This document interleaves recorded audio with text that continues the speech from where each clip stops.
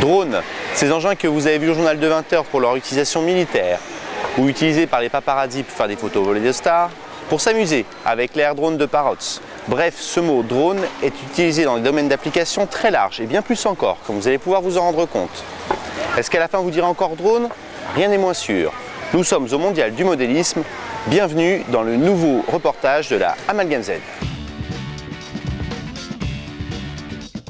Faire de la prise de vue aérienne aujourd'hui est devenu abordable. Plus besoin d'un hélicoptère ou d'un avion. Nous allons faire le point sur cette manière de faire de l'image.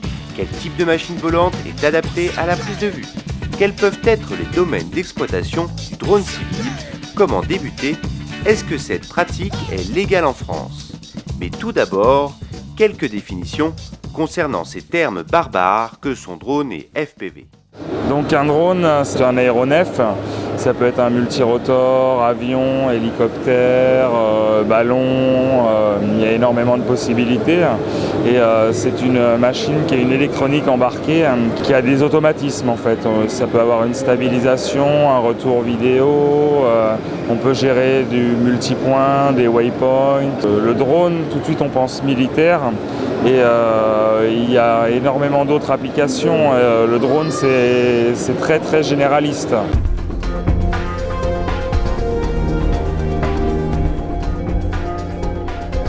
Le FPV, c'est le First Person View. C'est un mode de vol.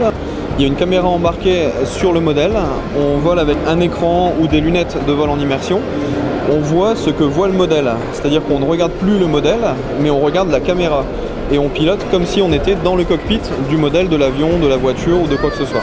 D'ailleurs, c'est assez spécial de voir quelqu'un qui pratique le FPV parce qu'il a souvent la tête basse avec ses lunettes et c'est comme si on était transporté dans la machine. Le vol en immersion reste tout de même très encadré en France, puisqu'il doit se pratiquer à deux. Depuis plusieurs années, on a vu fleurir sur le net des vidéos embarquées, des petites caméras, comme la GoPro, la Drift, la Contour. Quelle est la plateforme idéale pour faire de la prise de vue aérienne?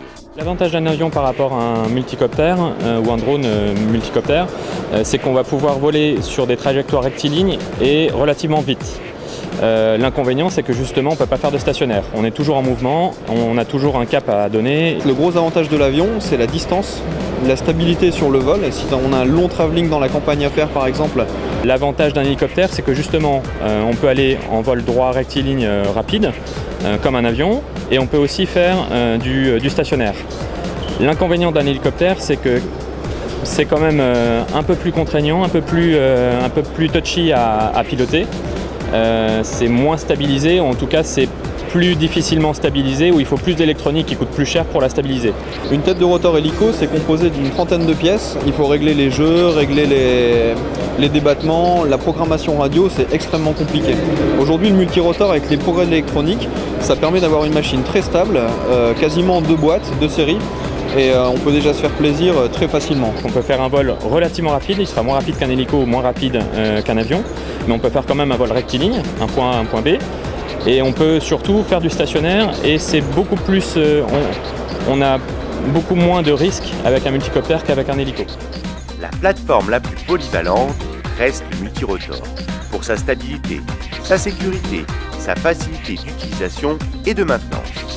Mais il en existe avec 3, 4, 6, 8 moteurs ou plus. Quand on ajoute un bras, on ajoute un moteur. Donc on ajoute de la capacité de levage et on ajoute aussi de la puissance et on ajoute aussi de la sécurité. Si on a un hexarotor ou un octocoptère, on a un moteur qui dégage, la machine devient instable mais on peut toujours poser. Si on a un tricoptère ou un quadricoptère, il y a un moteur qui dégage, là ça part tout de suite, la machine se retourne et devient incontrôlable et tombe. Plus le nombre de bras sera important, plus vous pourrez emporter de charge et plus le vol sera stabilisé, et ce, même s'il y a du vent. Il y a peu, mettre une caméra sur un hélicoptère était réservé à des sociétés de cinéma. Mais avec l'avènement du multirotor, la démocratisation est en marche. Pour commencer le multirotor, ça dépend de la personne, si elle a des notions de modélisme, si elle a déjà de l'équipement modéliste, parce qu'il faut savoir qu'on fasse de l'avion, du multirotor de l'hélicoptère, il y a l'équipement de base qui est constant, qu'on peut utiliser d'une machine à l'autre. Et donc si on ne compte pas cet équipement-là, aujourd'hui un multirotor en premier prix c'est dans les 400 €. Il faut savoir que des projets dans le monde du multirotor, donc les servos, les flight control, il y en a plus d'une vingtaine. Il y a énormément de projets indépendants, commerciaux, etc. Et donc vraiment pour débuter, il faut un produit qui soit plug and play, donc on branche le moins de souillure possible. Les cartes plug and play sont adaptées pour le débutant. Les cartes à monter soi-même sont aussi performantes, voire plus, mais s'adressent aux modélistes de longue date ou à ceux maîtrisant l'électronique. L'emploi d'un drone vous demandera à la fois un talent pour le cadrage et un pour le pilotage. Alors pour débuter, le mieux, c'est vraiment je dirais, le simulateur, c'est vraiment la base de tout. Ça permet d'apprendre sans casser. Il suffit d'appuyer sur la barre espace une fois qu'on est tombé, le modèle se réinitialise, on repart, on apprend, on enchaîne les heures de vol, mais il faut vraiment le prendre comme un outil d'apprentissage. Il ne faut pas le prendre comme un jeu vidéo, à dire je vais n'importe où, je fais n'importe quoi. Donc le mieux, oui, c'est de se rapprocher d'un utilisateur qui fait déjà du multirotor. Donc apprendre avec lui les nouveaux termes, les définitions de certains mots, parce que c'est un nouveau monde. Et donc après oui, il faut voler en club, comme ça on n'est pas seul. On a toujours des personnes qui ont de l'expérience pour vous apprendre et vous conseiller. Ça évite de faire certaines erreurs et de casser du matériel. Et puis l'avantage, c'est que le modéliste, c'est une passion pour beaucoup de gens et on est tous ouverts à donner nos connaissances. Aujourd'hui, rien qu'avec Internet, on peut avoir des milliers de conseils dans le monde entier et c'est vraiment un outil fantastique. Donc simulateur, forum, le contact des gens, avoir déjà des gens qui ont de l'expérience et on est sûr de bien pouvoir démarrer comme il faut. Outre l'achat complet de matériel, il faudra aussi prévoir un budget casse. Il y a peu, il existait un vide juridique concernant cette activité. Faisons le point sur la nouvelle réglementation. Donc aujourd'hui la réglementation elle est claire, elle ne traite que les gens qui souhaitent mettre une caméra sur n'importe quel type d'aéromodèle. Donc aussi bien que ce soit un avion, un hélicoptère, un multirotor, c'est interdit de mettre une caméra ou n'importe quel type de machine qui peut faire des photos, de la vidéo sur un appareil sans avoir des autorisations et un matériel adéquat qui a certaines sécurités embarquées. Renseignez-vous bien auprès de la fédération, auprès de la DGAC. C'est passé depuis peu dans une certaine catégorie et c'est extrêmement surveillé. En cas d'accident, vous serez pénalement responsable et votre assurance ne vous couvrira pas si vous êtes en infraction. Outre l'image aérienne, les drones civils peuvent être utilisés dans d'autres domaines. Ça peut être pour la sécurité, pour les incendies, pour tout ce qui est surveillance de complexes industriels, de la géothermie, les toits, les déperditions de chaleur.